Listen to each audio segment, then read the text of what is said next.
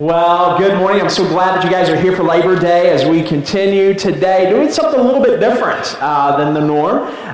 We are going to celebrate what God has done in our summer harvest here as a campus and all across Crossroads. This is happening in every single campus because what happens with celebration, a lot of times we just move on to the next thing and we don't celebrate what God has done and what He continues to do in our midst. And so I've asked some different ones to share some testimonies, but let me just kind of give you some just quick numbers or quick reports and just talk about some of the things that we've done this summer. Over the summer, we had 17 Beyond Me events and different dates where we went out into our community. We had joined in a Habitat for Humanity build. We had our Tools for School outreach to provide backpacks for students here in the our Polo community here that were under-resourced families. We had prayer walks in our 7 priority communities. We had our Kids Link summer nights in 3 different communities there, being able to have a fun environment and invitation of people to come to church and some games, different things. We had our Town and Country Days. We hosted the car show here,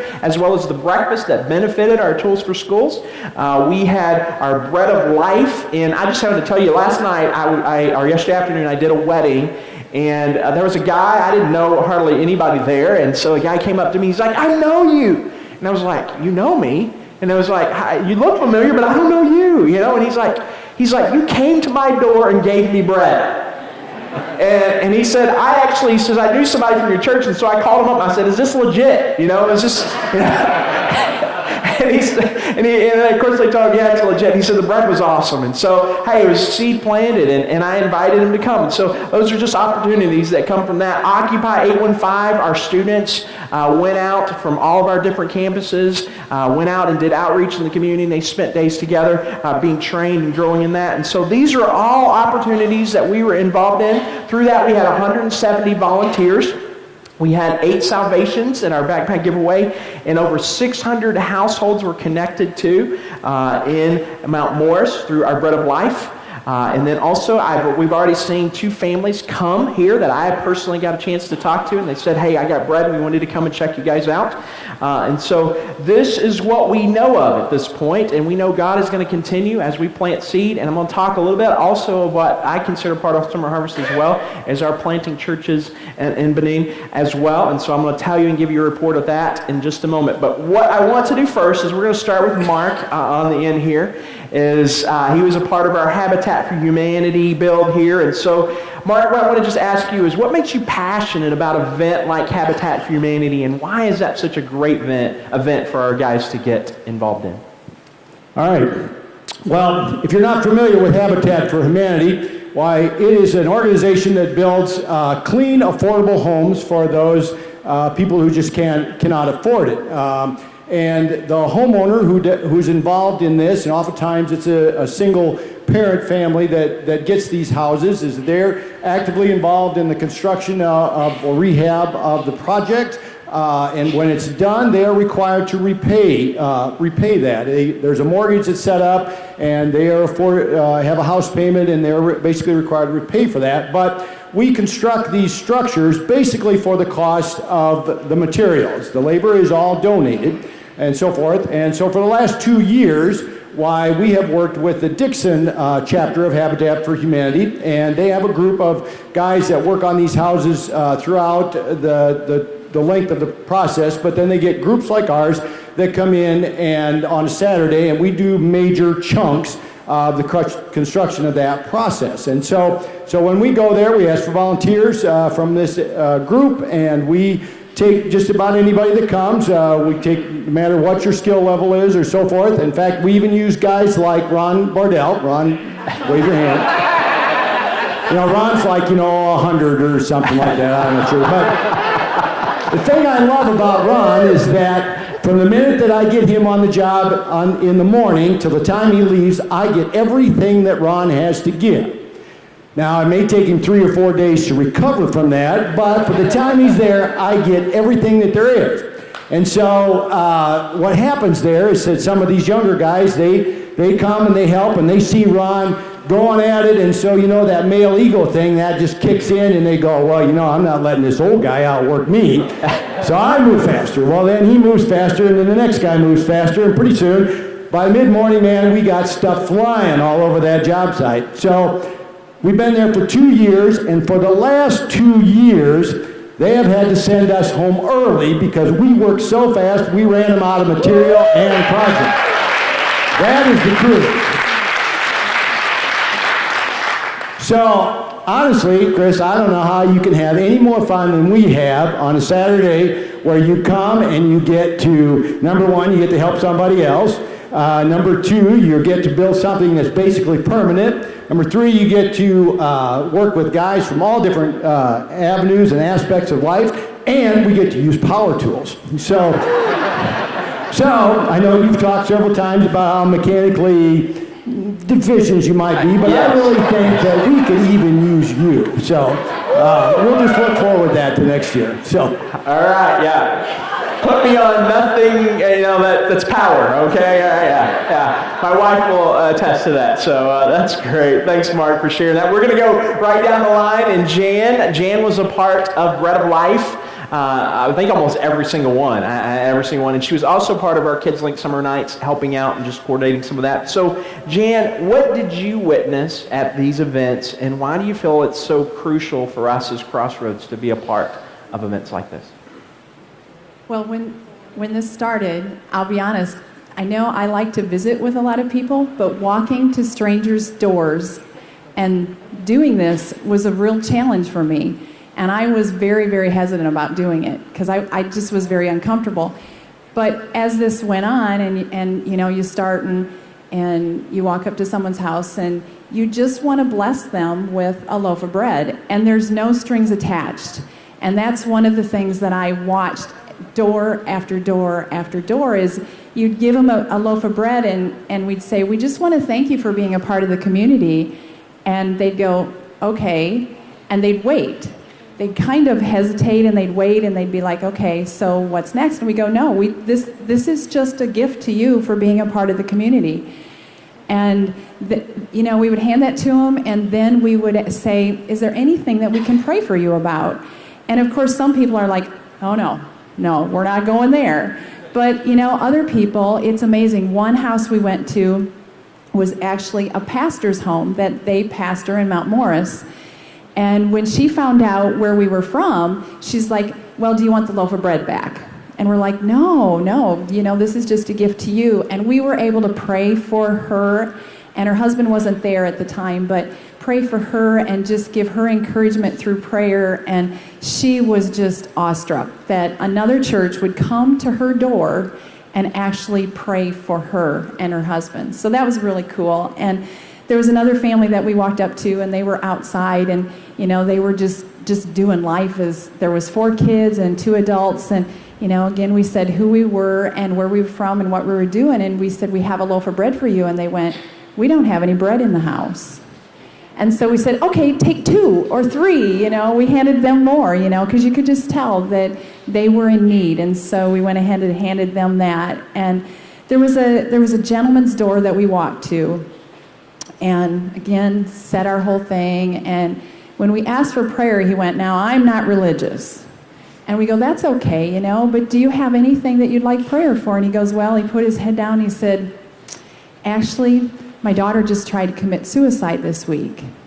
And it was Patty Mendoza and I, and as Patty prayed for this man, he just broke, and he had asked for prayer for people out, please pray for me, but nobody had directly walked to him and prayed over him. And this man just broke in tears, and he was so thankful that we had come to his door and prayed for him. And so, that hesitation that I started out with in the beginning of this, it broke me because it was so exciting. I just could not wait for the next Bread of Life to be able to do it again and again and again. And that's why I ended up doing it every time they did it, because it was like, let's do it again, and so it was really exciting. So for those of you that are hesitant to do this, I say, jump out of your comfort zone and just do this because it's really fun. So anyhow.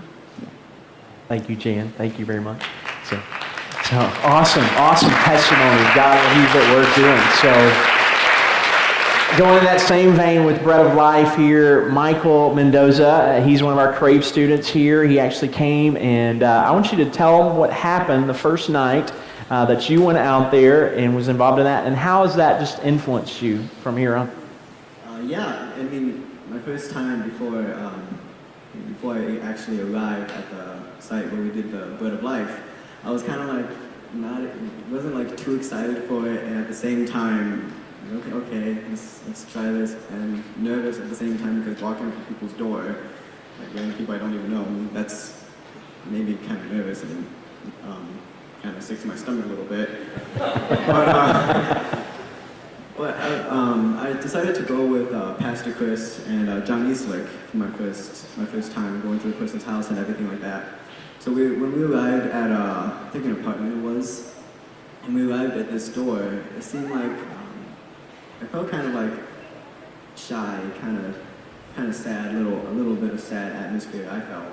And then when we knocked on the door, Pastor Chris knocked on the door, and the lady was there, but she didn't even open the door. She was like, "Who is it?" And we said, "We're from Crossroads Church," and everything like that. We have a gift for you and stuff like that. I said all the things we needed to say. And she opened the door just a little bit. I cracked it open. And so Pastor Chris said everything he needed to say and everything.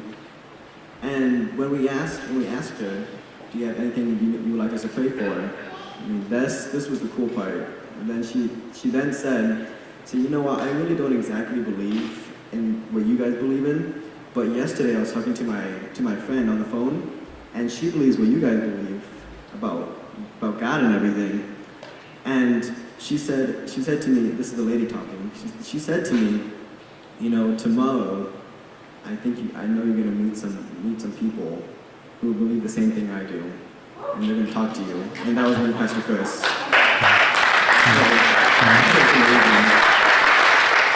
And so just having an encounter, like being the people that are used by God to be part of that divine appointment, that was just crazy for me. Just struck my face, and I was like, "Whoa, this is crazy. I've never had that happen to me before until that moment." And then after that, my faith was just like increased like crazy. Pastor Chris asked me like, "Hey, you want to do the next house?" And I was like, "Yeah, let's do it."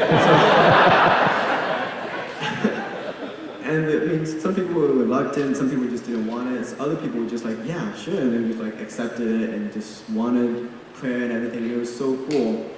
And then one other thing, I was with John Eastlick, and he was witnessing and talking to these people. I think they were like family or something like that. And one big guy, he was like drunk and everything.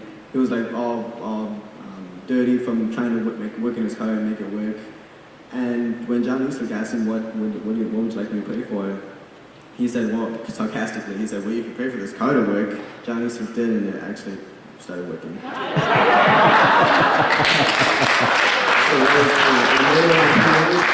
After that, he said, "Oh, no way. I want to know more about this." So he wanted a Bible and everything like that. And I don't know why, but earlier that day, before I actually went to the site of the Bread of Life, Mount Morris, I felt something in me. It was like, I have an extra Bible. I had one. And God was like, "Bring that Bible, Michael." Why? I don't know if I'll need it. I'm going to be walking. I don't want to carry like a lot of things with me. Like, just do it, Michael. Just do it. Trust me. Okay. Next thing you know, he wanted the Bible, and I was able to give my Bible to him. And that was so cool. And ever since then, God has used me in other ministries, like being a counselor and all that stuff, and just praying for like healing and all that stuff, because my faith was increased ever since that outreach ministry. And it was just so cool. God has just been so good. So, yeah. That's awesome.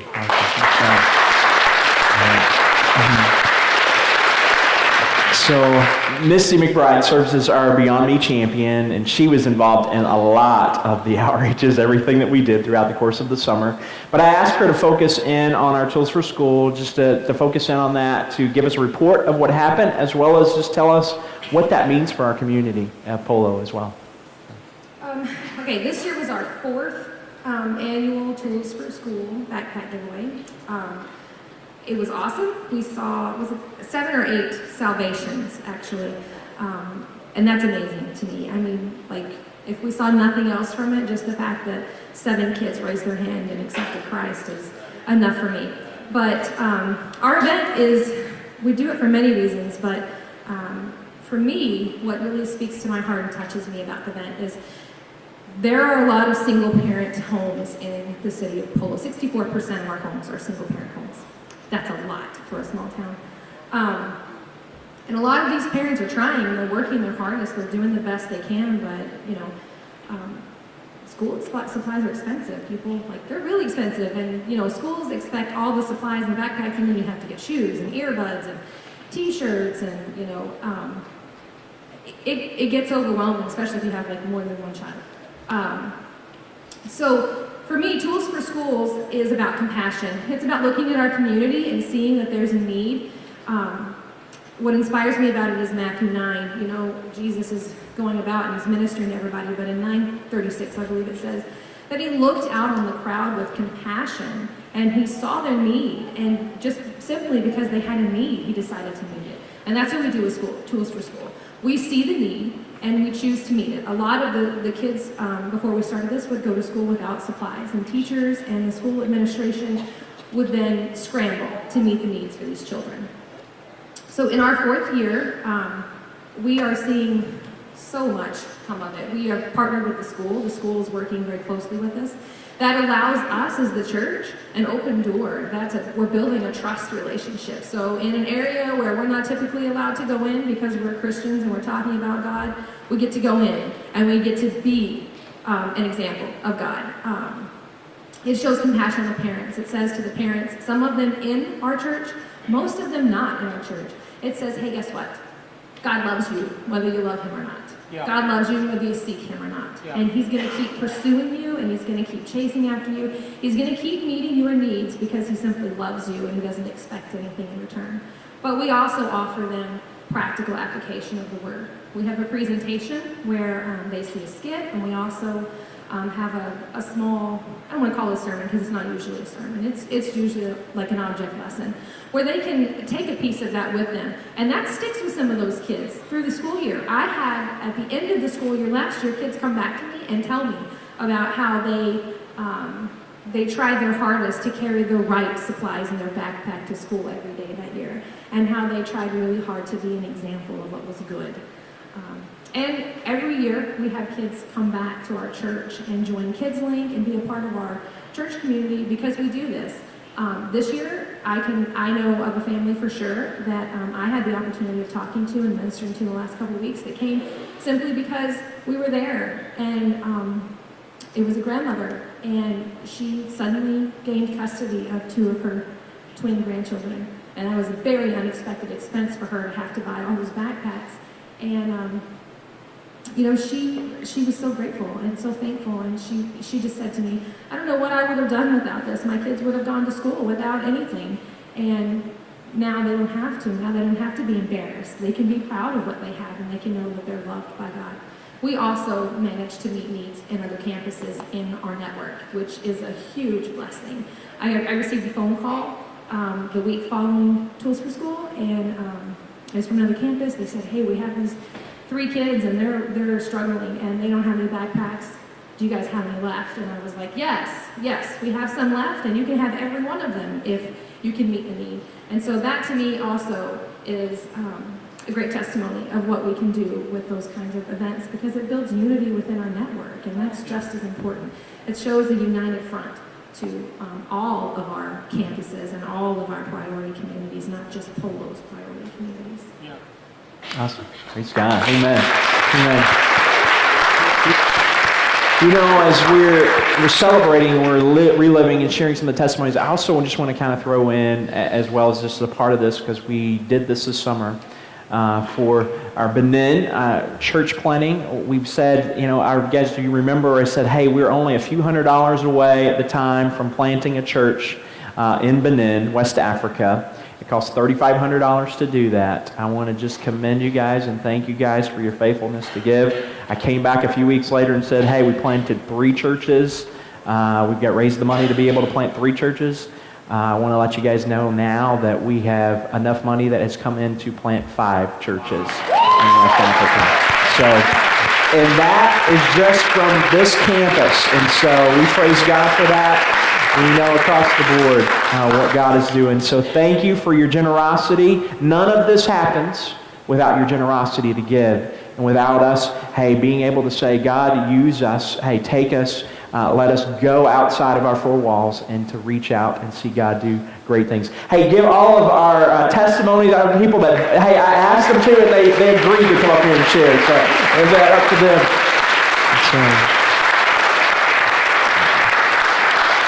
Thank you guys very much.